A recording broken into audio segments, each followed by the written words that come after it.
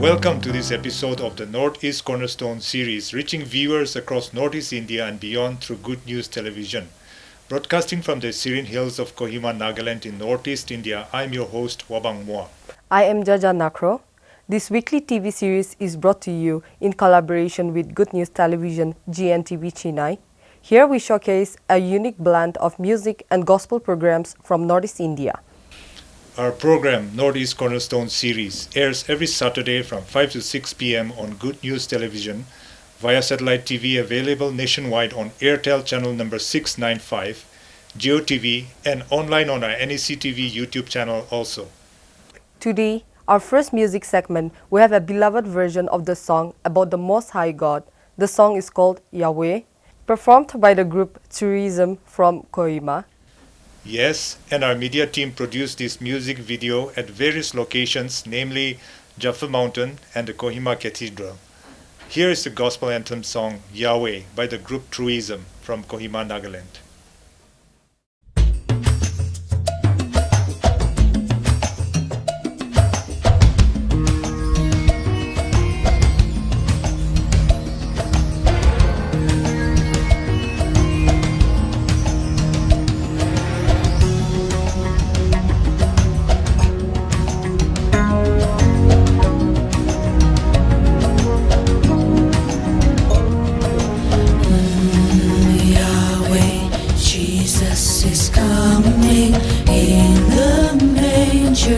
Our Lord is coming.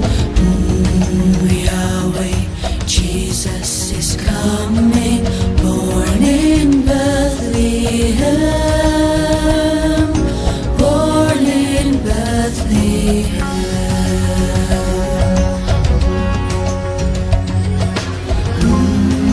Yahweh, Jesus is teaching in the temple. Our Lord is teaching. Yahweh, Jesus is teaching. No one speaks like Him. No one speaks like Him. Hosanna, He comes in the form of a man. Jehovah the great, God of Abraham. Just to die for our sin, Yahweh, for we sin. Yahweh, Jesus is praying in the garden. Our Lord is praying. Yahweh, Jesus is praying. Let this pass from me. From me,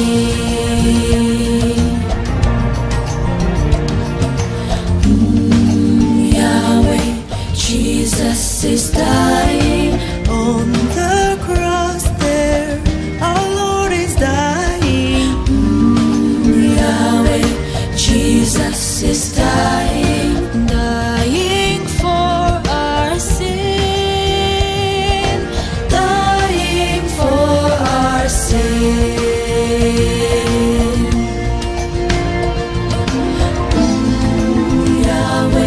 Jesus is buried in a rich man's tomb. He is buried.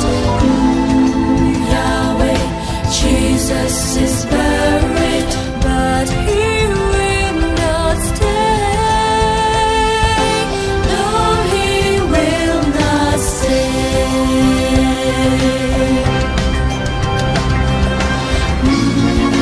Yahweh, Jesus is rising. Our Lord is rising from the grave. Then our Lord is rising. Yahweh, Jesus is rising. Now He lives again. Yes, He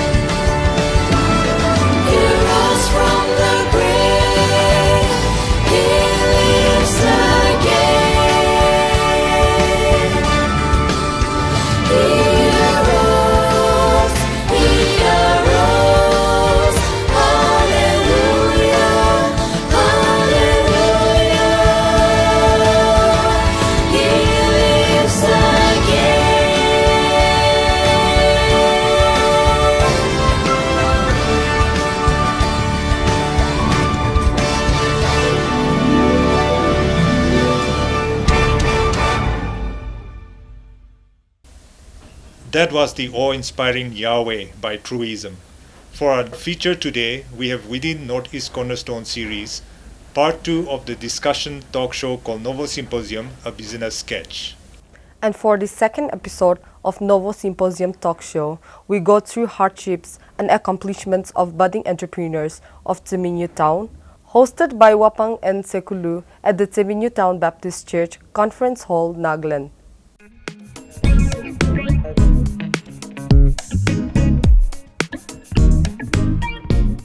Our Naga people, we are giving more value to our second-hand clothing and everything.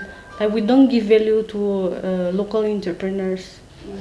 One way is even organic vegetable sellers, they are trying to export it outside because outside people know the value, right? Yes, yes. So in that way also perhaps if you are able to export or have an option to share it outside, then there may be some potential. Marketing it outside, no? There may be some potential, especially if it's original, fusion, traditional, or we are also not in this field, but just throwing it out. Any other thoughts? So I just wanted to know, your customers are usually based from which age group? All age group, like even from babies to old people. Oh, that's nice. And usually I'm doing according to them because like outside for designers we do at high prices, but in our state it's quite difficult. So I think I am doing even the wedding collections, everything I'm doing according to the budget friendly prices. So your orders come mostly from Teminyu or outside of Teminyu? In Teminyu and like Teminyu district, around villages, even sometimes from Manipur, even outside Nagaland also. When I become active in social media, That is when you become active. Oh. actually I can't give time in my social media account. So how do you scale up in that side? Meaning like how do you, keeping in mind your target customer, if you have got more customers from Manipur or from other places, how would you scale it up now? Is it only through digital marketing or only through social media?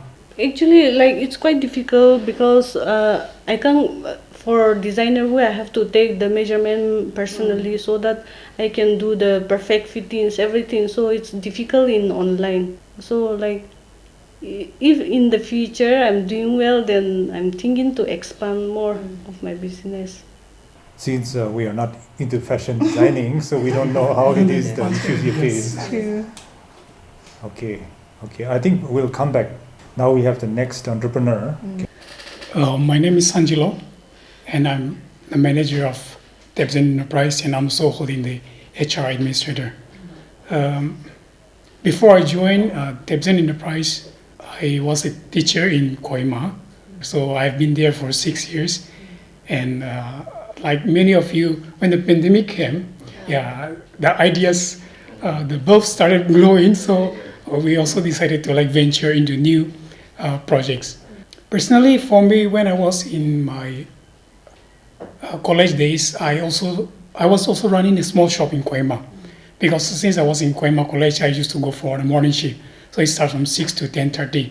So in the evening, I don't have anywhere to go. So like, I opened a small shop and like I was running the shop. So like, it was already in me. So when I completed my studies, I always wanted to go for like open a shop and then like see it, and then, because it always interested me. But as time went by, again I ventured into teaching, and then like after my graduation in 2009, then from there I've been like going from one private school and then shifting from teaching. So for the past 10 years I've been in school. So I don't know anything much about the outer world. If you ask me about schools, I can tell more. I can say so many things about school. But when it comes to entrepreneurs and enterprise, a friend of mine, he's a doctor and he's specialized in genetics. So he called me up and then he said, genetics. Yes. So he called me up and then he said, why don't we start? Why don't we like come together and then we start? Since he's in government sector, like he cannot do personally. So he called me up and why don't we start? So I was here in Teminyu during pandemic for 2-3 months before the school was closed. So we had a discussion, and then I said, okay, let me go up, and then we'll start discussing on this. So like for the 1 year we have been discussing, and then we started planning on how to start. So the first problem that we faced was to print the machineries. We don't know what will be the price of the machineries. We don't have any principle in our hand. So machinery for what? Yeah, for the feeds. So yeah, Animal feeds. Yeah, animal feeds. We were trying to start animal feeds. So in order to bring the machineries, we have to put so many. We have to invest, but we don't have any principle in our hands. So like we have to go to the bank, get loans. So we have already taken 2 loans from the bank. We're still recovering it. So that's how business it goes on. So yeah, it's a game of risks. So without risks, we cannot achieve anything. So yeah, it's a game of risks. Still now we are still struggling. It's been already 1 year. Our first initial start was in the month of August 2021. So we decided to name us Tebsen Enterprise, and we gave our mottos like feeds, farm, and food. So currently we are dealing with feeds, and then we have farm and the food. That is our project from 2024. We are also planning to like start meat processing, so where we can like deliver meat also. So that will come under our enterprise. So since it's a conglomeration, so like we have mixed everything into one umbrella. So we also have like one small shop where we sell our feeds. So then it's adjusted with one clinic also is there. So that's how we are running our enterprise right now. And right now we have 13 employees. Out of 13, 10 are local and 2 are non-local. So we are also trying to give employment opportunity out to our local people. So from different places, some are from Eastern community also we have, and the others are all from our own community. So whenever we have some opportunities, we like to give opportunities to our own local people. We cannot give them much, but still then like instead of seeking for someone's help outside of our locality, we have so many people who wants to work. So you manufacture animal feeds? Yes. What is the process? How do you do it? Yeah, it's a very long story when you go for processing, but I just try to make things very short. We have 4 different kinds of machines. So the first machine is to crunch the raw materials. The raw materials has to be crunched, all the raw materials that we bring. From what? What is the raw material? We have some raw materials that is like maize. Maize is the main priority. Local? We take local also, and then we take from outside the state. So for local maize, we get from Zenepoto and Tuingsang district. But our local, we cannot store it for a longer period of time because the insects used to, it is spoiled. Because it's organic and no Yes, medicine. yes. Medicine is not there. And moreover, it's a bit white in color. So we usually use it for pigs. Yeah, but for poultry, we go out of our state. We go from Assam, then we go to Bihar, West Bengal. So we bring from there. So we get yellow maize from there. So yellow maize is good for poultry. So for yellow maize we go for poultry, and then for white maize we used to take from locally. So yeah, we are also trying to promote our local farmers here to start cultivating, harvesting maize, so that like we can buy from them. Because a few years back, even if they do cultivation, they don't have anywhere to sell. But right now we are here to buy. So like in terms of like tons and tons, we can just buy from them. So no matter, they don't have to be like, if we grow this, and what will happen to our, if we cannot sell, so they don't need to be afraid of that. Because yeah, we will buy from them. But the thing is, the pricing has to be, adjusted. Like we already discussed previously, yeah. I mean, you have an advantage because it's not only maize, but so many other agri products which you can, if there's excess, if there's wastage, you can easily buy it, right? Yeah. But yeah, for our feeds, we use maize, we use soya, because most of these raw materials we don't get in Nagaland. We use oil cake, we use the oil rice brands, all these So this we don't get in Nagaland. So everything we have to go out of Nagaland and then we have to bring from there. So the main challenges that we face is like transportation. The cost might not be very different out there, but the moment we try to bring it from there till up to Guwahati, and from Guwahati it comes to Dimapur, and then from Dimapur it comes up to Chennai. So like different stops. The more stops, the more money it goes out. So yeah, really, by the time it reaches us, in case, I'll give you one example. We bought shield grid. So it's used in for manufacturing this layer. The chicks used to lay egg. So because calcium, they need calcium. So we used a little bit of shield grid. So we brought it from Kerala. So they gave us 7 rupees. So it's 7 rupees, so we were very happy. So like we said, we bring 10 tons. So we brought 10 tons. By the time it reaches us, when we were doing the calculation, it came up to 25 rupees per kg. So it's like that. So the prices used to go up automatically. So we also like try to give at the lowest price possible, but due to the price of this transportation, it becomes very difficult. So the main objective is like if we get locally. Now, if we get locally, then if they give us a little bit cheaper price, if we get locally, then we also can sell them at a cheaper price. So like that's how we can help each other. So that's how we also like trying to promote to the people. Right now, we are our feed market in Nagaland like is very big, and moreover we have like very strong big companies like D Hughes, like Godrej, Samrat. So there are many companies from out of state, and they're very strong in Nagaland. So we are competing with them. They've been there for like 40, 50 years, and we started just 1 year back. So it becomes very difficult for us to compete with them, like pricing, the quality. The quality has to be very good, because if the quality is not good, we cannot compete with them. So if we give good quality again, our price also shoots up. So like we have to adjust with that. So it's a bit difficult for us now. But it's initial, so like we also go, it's okay. Why let it be? We'll just try to penetrate the market. Once everything is done, and then slowly we can do some adjustment. That's what we are planning. It must be quite interesting to juggle all this, like quite a balance you have to come up. Very interesting, very interesting. So in piggery farming, I mean, we all know, but infections and diseases are a huge, a major issue, a major problem for the farmers. So, and we also know that the swine flu has been doing its round for quite some time now. So, how do you think it affected your business? I think it was in the month of June, July, and some part of August. It really affected our business.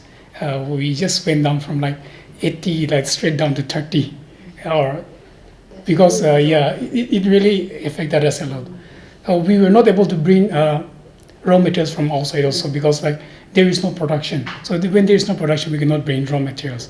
So there was very less demand, especially because we all know about African swine fever.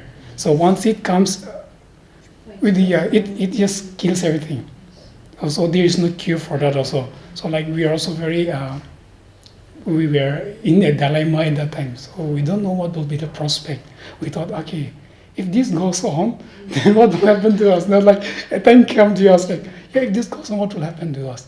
But on the other hand, we were like, okay, if there's not bakery, pottery is still there, so why not that? We make ourselves confident, because if we are not confident, like if we start to lack our self-esteem, then definitely everything goes down. So we have to be very strong in our self-esteem also. I guess in entrepreneurship, you always come across problems and issues which you have to face and handle it, to face it properly, so that you learn from it and come out better, more profitable perhaps. And talking about piggery again, what would be some of the best practices and your recommendations for survival in piggery farming? I might not be able to give the detailed picture.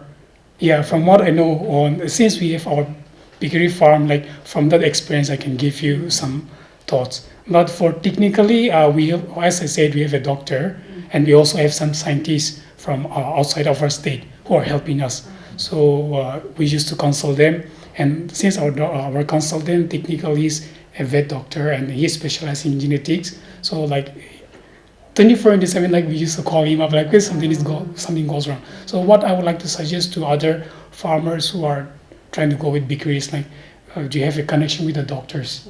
Because they are whenever something happens, you have to first approach them, and they will give you advices or like medication, anything. And they will give it to them, and then they can even come to their farms and like supervise. Yeah, and then for piggery, if they want to start a piggery business also is like it's a risky business, like you say. If like the African swine fever comes in, like you might bring 10 piglets, but like at one go, everything will go away. So it becomes a big loss. So what I would like to suggest is like if you want to start, like don't start with with a very big number of piglets. You can just start like with 3-4 small and just see the revenue. What will be the revenue if you go with 4 or 5 pigs? And if you think okay, if you want to increase in the next year, you can just like increase, and you can keep on increasing each year. But what I like to suggest is like don't go for a big number, because when you go for a big number, it will consume more. So it wasn't like if you bring a piglet and if you want to sell your piglet, then you have to at least rear it for 8 to 9 months. So if you have 10 piglets, if you're rearing for 9 months, all the 10 piglets, just imagine the feeds, right? The price of the feeds, they will consume more. And then only after 9 months, they'll be giving you the principal or the profit, I cannot say, right? So yeah, so if you go with small, then yeah, there's a lot of chance that like you can go a long way. And then selection of the breeds is very important. If you don't get the good breeds, then like you'll be in a loss. So selection of breeds is very important. So right now we have cross breeds, and we also have non-discrete breeds, so which are locally available. We also have that, but we also have cross breeds like Yorkshire, and we have Hampshires, like we have large black. So all these we have. So we also give it to farms, those who are willing to like go for pig farms. So we also give it to them, because these breeds are like, they used to give us more profit if you compare with our non-discrete breeds. So yeah, breeding is very important. The breeds is very important. So part of your business are you also giving out piglets? Yes, we do. How many per month? We have around 20 sows right now, but within this 2-3 months,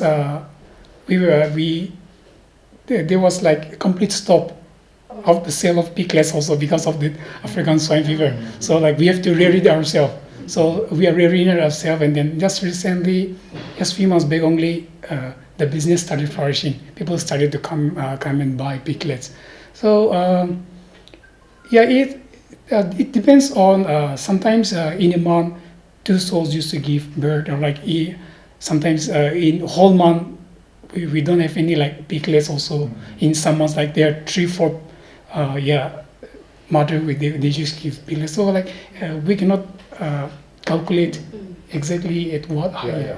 You are in an advantageous position because you are also dealing with feeds, and so your feeds they are helping your sows to grow faster, right? Or your piglets to be in a better position than other pigs. We cannot definitely. That is also a point to be noted. But what we do in our farm is like whatever feeds that we produce, we feed it to our pigs first, because it's an experimental feed. Because like we cannot straight away give to someone else, so we give it to our pigs, like we do the trial, and then we also have a small poultry unit. So even for poultry feeds, we manufacture and then like we give to our poultry first, and then we try to see the growth. So only after that we used to give in the market. So like and then because once it goes to the market, we used to have lots of like feedbacks. So but we always ignore that, because since we have already tried at our own farm, but we know. Yes, we have already tested, so we know what is good and what is bad. So whatever they say, like we used to take it, and then like we also try to improvise in the coming days. During our initial period, we were struggling a lot. We have to work till up to like 10, 11 at night. We struggled a lot, so now we are enjoying that fruit, I should say. And then when we were struggling, like there was no revenue from our meal. We don't have any revenue. So from piggery farm only we were generating revenue, and then like we are putting aside. So like it was a good. So since having a piggery farm along with our meal, so that's how it helped us out when we were going down. Through the first stage, teething problems. Okay. Yes. It's a very interesting story which Angelo has shared, and we are all from different businesses here. So we'll ask some questions to you also. But before that, do you have any issues which you face, which you would like to discuss? One of the issues that we faced was the comments from the customers. They're very skeptic, I should say. There are some people. We are not sure whether they have used our product or whether they have not used. Like, we cannot go detail into that. But like, we just get lots of feedbacks that our feeds are like we are using lots of chemicals, like lots of like promoters, and then like if you feed it in a month, like they think that it will grow to a like 100 to 200 kg within a month. Something like that's what they think. So they just it seems like they used to spread rumors in that way. So it's sometimes very difficult to penetrate our local market, especially our local. We don't trust our local people. That is one problem that I've seen. If it's from outside, I'm not condemning the other products but it's just I'm just sharing from my point of view. So like those products which are coming from outside, we have not seen the test results. We have not seen anything. We have not even gone inside their manufacturing unit how things are being made. But still, we were very happy to use it. But once we started manufacturing, we started selling, like they were skeptical. Okay, Tebzen Enterprise locally made. Now they became like very curious. Like so, they started like putting needles and like searching anything, any dirt they can find, and then like so to pinpoint out. Oh, this was there. Like so. Initially, it's a difficult. That is a problem issue which we are facing throughout the state. Because somehow, why we're not giving preference to locals or want to do more business with the non-locals, or somehow trust issue, or that thing is a dicey thing, which is a mindset thing which we locals need to address also. I mean, one way is true quality, and one way you are doing that is feeding your own pigs before you give it out to the market. So let people know about that. Share your whatever steps, whatever things you are addressing to improve the quality. Yes. So that is an issue really. Yes. Any comments about that local critical kind of attitude towards our local products, right? As of now, what I've seen is, especially our present generation, there are some who are like very willing to help our local entrepreneurs. They really want to help. So we have like some very faithful customers. From the time we incepted our feed meal, they've been buying from us till now. So like we are very thankful to them, and they are the ones who are promoting our feeds also. So like we would like to thank them, and then through them, just recently some new faces we are seeing, and they are all like very young, very energetic. They are not even 30 years. Some even 25, 27 years. They come down and they say, we want to partner with you. We want to promote your feeds. So like we were very happy. So when they come, we don't matter like what amount they have. We don't see that. If you want, okay, we will start. So we just give it now. So yeah, that's very good. That is a very promising thing among our entrepreneurs. Yes. Very young entrepreneurs. They are really coming up. They are really working with their own. Knowledgeable also, as well as the issue of trust or the issue of local work. And so like it's very interesting, because why is it only young entrepreneurs, not the older ones? Why are they not coming? Any comment about this issue? Maybe the pandemic hit the young people harder than the older people. But see, we are moving. I'm not saying anything bad against the older generation, but most of our older generation have grown up on the notion that government job is everything. And now the young people, they are now living that there is life beyond government job also. And usually for the Naga people, if you don't get are a Naga, and if you have not attempted any government exam, then you are not a real Naga. If you have not attempted any a government job, and that was the intention some few years back. But now I think the mindset is changing. People are looking more towards sustainable development and this entrepreneurship, and I think the young people are taking this very seriously. So I think that is why entrepreneurs are usually younger people these days. I think. Right. Actually, two of our younger entrepreneurs just went out. Otherwise, they would have given some comments, because they are now becoming very focused, as well as having all the licenses, having all the formalities in place, having this sort of thing. Early generation entrepreneurs didn't care much. They just went cushy. But now, I mean, younger entrepreneurs are very focused, as well as licensed, as well as get themselves tip top in terms of many fields of entrepreneurship. Do you have any other comments about this very interesting Tebsen enterprise business about animal feeds? It's got a lot of potential. Yes, of course. And I think almost all the people in Seminyo town use their products. Yes. And as well as they are going to use your products also. Yes, everyone should For very promising entrepreneurs from Seminyo here. We encourage our viewers, as well as people from Seminyo, to go and explore their businesses, as well as come to them, share their businesses, because they are your local people here. Oh, yes, I would like to ask something. No, so according to you, what do you think is the future of animal feeds in Nagaland? Okay, Nagaland is really, I should say, it's very potential for animal. Maybe in terms of like cattle, it can be cows, sheep, or anything. We have a very big, huge potential, because our market is very big. Because we are lovers of meat. So 80% we are exporting from outside. Yes. So now if we start, producing it here, then huge potential. Yeah, there's a huge potential. The thing is, like I said previously, the pricing becomes a big problem for other districts, something like the eastern. So if they come to us, the price will be the price that we give to them might be lower than the other that they get. But when it comes to transportation and they go back, then it goes higher. So they go down to Assam, which is the nearest, and then they take from there. So I think last month there was one SAG group.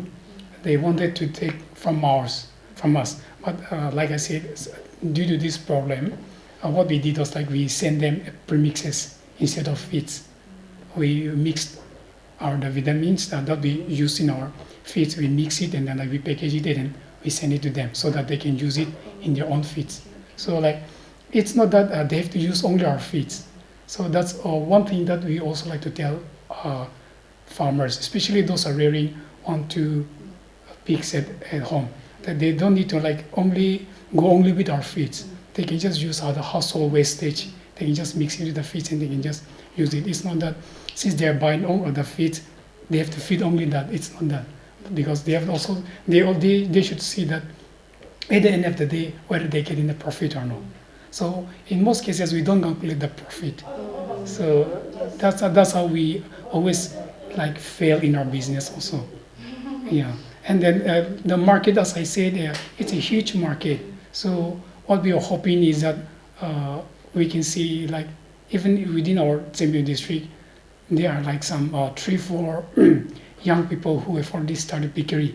So like in long course, I'm seeing that like it will definitely go, and then we can stop the import of pigs from outside, and like locally we can also do that. So. Okay, so very quickly, just very quickly, what are some of the short-term and long-term implications for your business?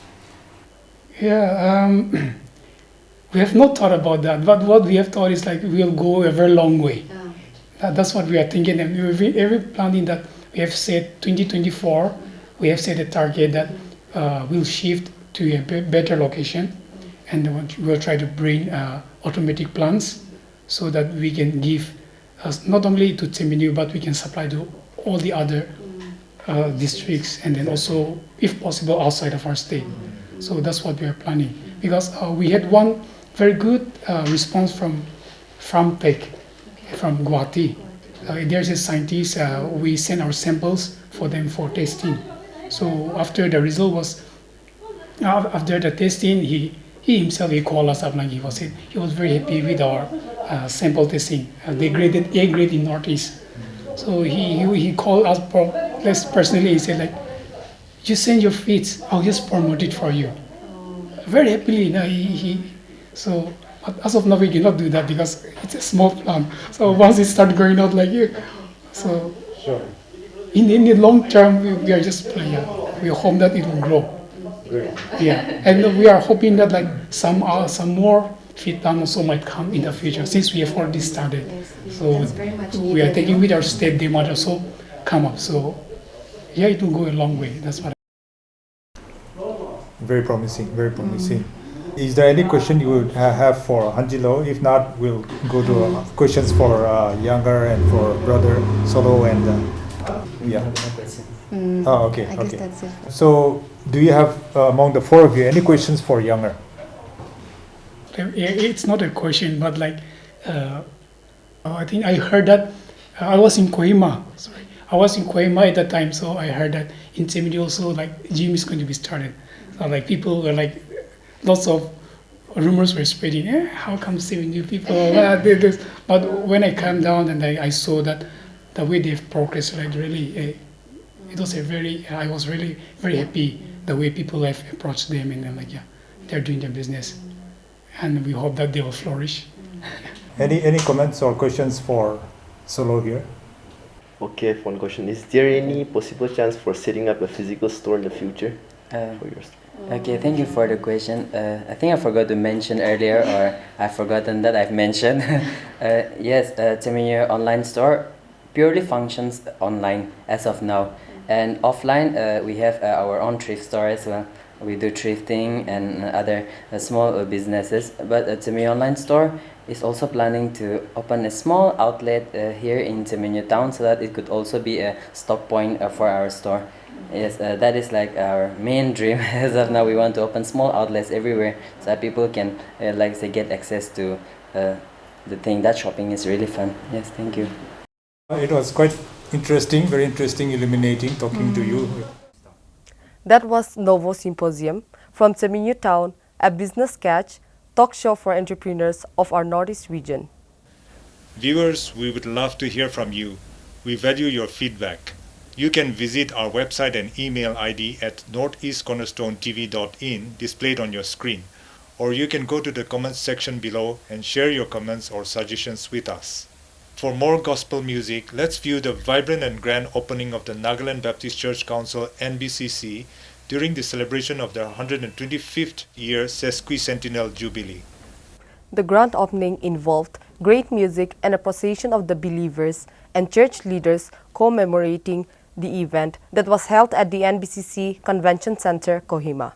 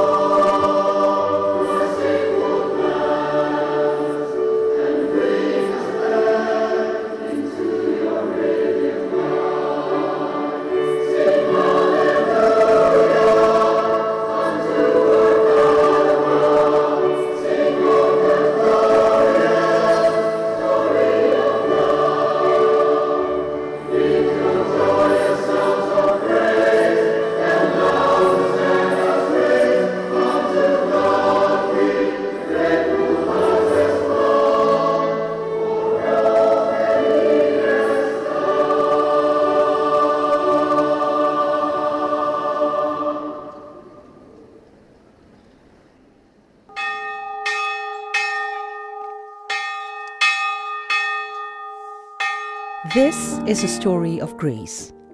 A story where God, in His mercy, found the Nagas and made them His people.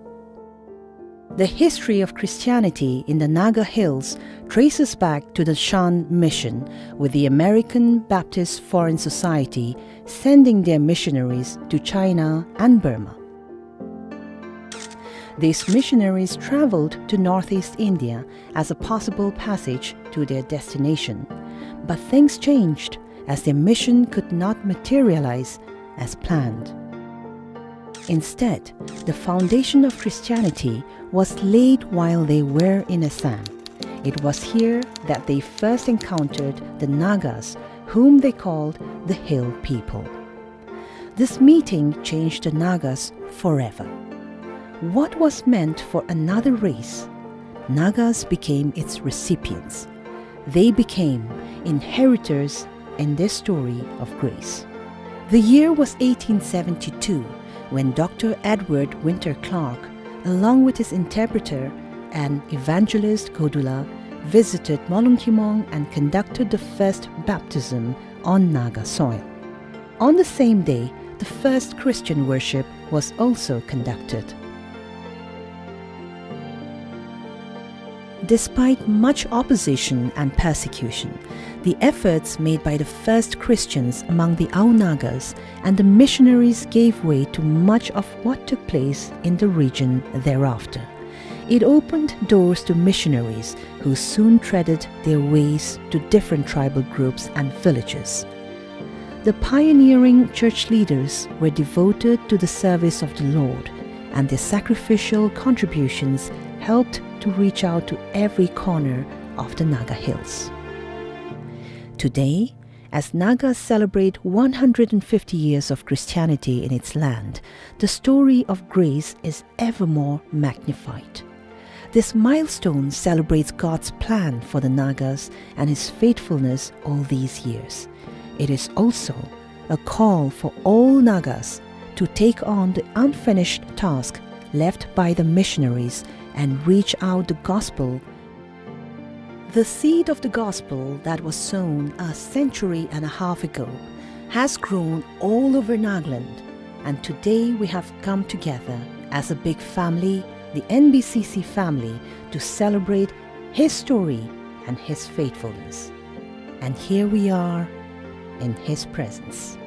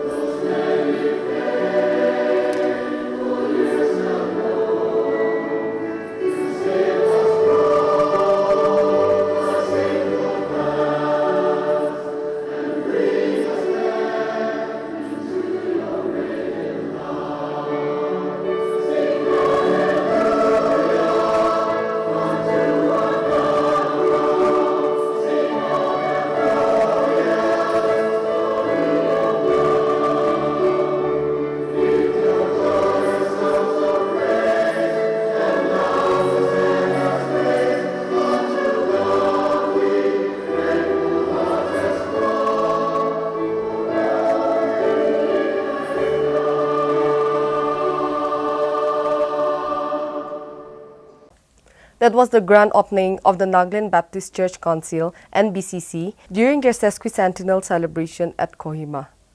Cornerstone TV is also excited to announce an upcoming media training seminar for churches in Nagaland and Northeast India. Stay tuned for more details coming soon on this channel.